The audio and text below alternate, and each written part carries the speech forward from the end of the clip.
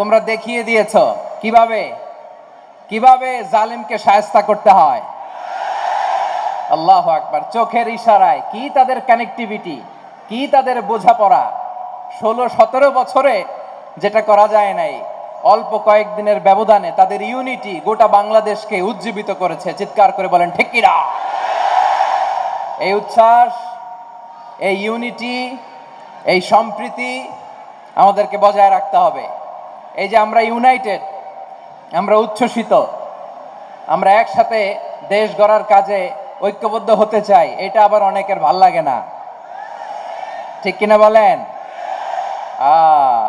আমাদের সুখ অনেকের ভালো লাগে না। নানামুখী ষড়যন্ত্র, নানামুখী ষড়যন্ত্র। এমন এক দেশের পাশে আমরা প্রতিবেশী হয়ে আসছি, আমাদের অনেক কিছু বুঝে শুনে স্টেপ ফেলতে হয়। চিল্লায় বলেন ঠিক কিনা?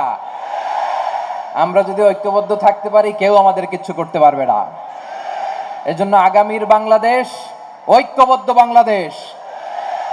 আমরা এমন রাজনৈতিক বন্দোবস্ত চাই যেখানে কেউ কাউকে জুলুম করার সাহস দেখাবে না। নতুন করে আর কেউ জালিম হবে না। নতুন করে ফ্যাসিস্ট হওয়ার সাহসটুকু, দুঃসাহসটুকু কেউ দেখাতে পারবে না। এরকম বাংলাদেশ আমরা চাই কি চাই না?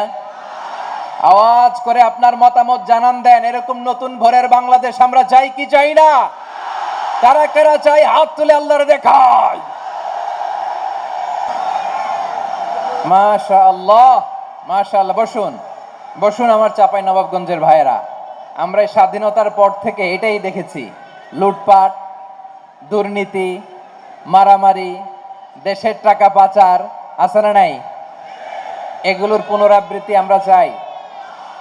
নতুন ভোরের বাংলাদেশে এগুলোর পুনরাবৃত্তি না হোক। জোরে বলেন ঠিক কিনা? আমাদের বিশ্ববিদ্যালয়ের ক্যাম্পাসগুলোতে রিসার্চ হোক, উন্নত মানের রিসার্চ, গবেষণা হোক, যেরকম আমরা অন্যান্য দেশে দেখি। যেই ছাত্রদের হাতে কলম লেগেছে, ওই হাতে অস্ত্রের স্পর্শ না লাগুক। চিল্লায় বলেন ঠিক কিনা?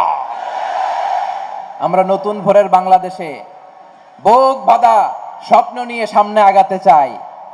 এখানে এক রাজনৈতিক দল আর এক রাজনৈতিক দলকে শ্রদ্ধা করবে, সম্মান করবে, এমন নেতা আমরা চাই যেই নেতা অসুস্থ হলে আমরা গোটা দেশের জনগণ জায়নামাজ বিছিয়ে মুনাজাতে চোখের পানি ছেড়ে আমার নেতার জন্য কান্না করব। চিল্লায় বলেন ঠিক কিনা? এরকম নয়া রাজনৈতিক বন্দোবস্ত আমরা চাই কি চাই না?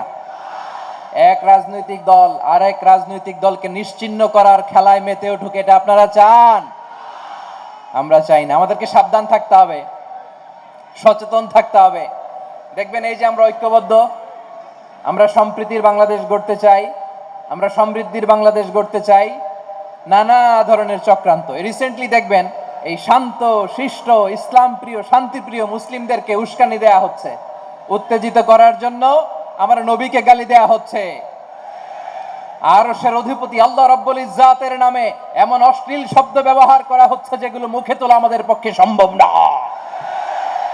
প্রিয় ভাইয়েরা, আমরা আজকের এই চাঁপাই নবাবগঞ্জের বিশাল ঐতিহাসিক তাফসীরুল কোরআনের প্রোগ্রাম থেকে এই এন্টিরিম গভর্নমেন্টের কাছে বিনীত আবেদন জানাতে চাই, আপনারা শান্তিপ্রিয় মুসলিম জনতার ধৈর্যের পরীক্ষা নেবেন না। ধৈর্যের পরীক্ষা আপনারা নেবেন না। সহ্যের সীমা ছাড়িয়ে গেলে জনতা নিজেই আইন প্রয়োগ করার, বিচার করার দায়িত্ব হাতে তুলে নিবে। এটা আমরা চাই না। এটা আমরা চাই না, আমরা চাই না। যারা আল্লাহ রাসূল সাল্লাল্লাহু আলাইহি ওয়াসাল্লামের সম্মানকে খাটো করে, আল্লাহ এবং আল্লাহর রাসূলকে নিয়ে কটূক্তি করে, অবমাননাকর শব্দ ব্যবহার করে, অশ্লীল শব্দ ব্যবহার করে, তাদের ব্যাপারে আমরা সর্বোচ্চ শাস্তি কামনা করি। সর্বোচ্চ শাস্তি তাদের জন্য বাস্তবায়ন করতে হবে। বাংলাদেশে ব্লাসফেমি আইন করে। চিল্লায় বলেন ঠিক কিনা? তা না হলে জনগণ যদি বিচার হাতে তুলে নেয়, এই বিশাল জনস্রোতকে থামানো সম্ভব না। আমরা শান্তি চাই কি চাই না? আওয়াজ করে বলেন।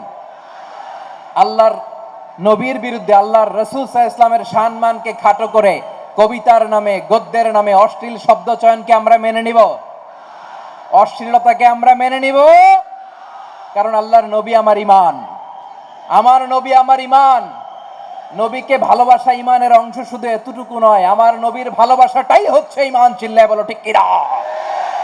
এজন্য ইন্টারিম গভর্নমেন্টের কাছে আমরা বিনীত আবেদন জানাই, দেশের পরিস্থিতি আরো নাজুক হওয়ার আগেই যারা এই সমস্ত অবমাননার সাথে জড়িত তাদের বিরুদ্ধে কঠোর শাস্তির বিধান জারি করতে হবে।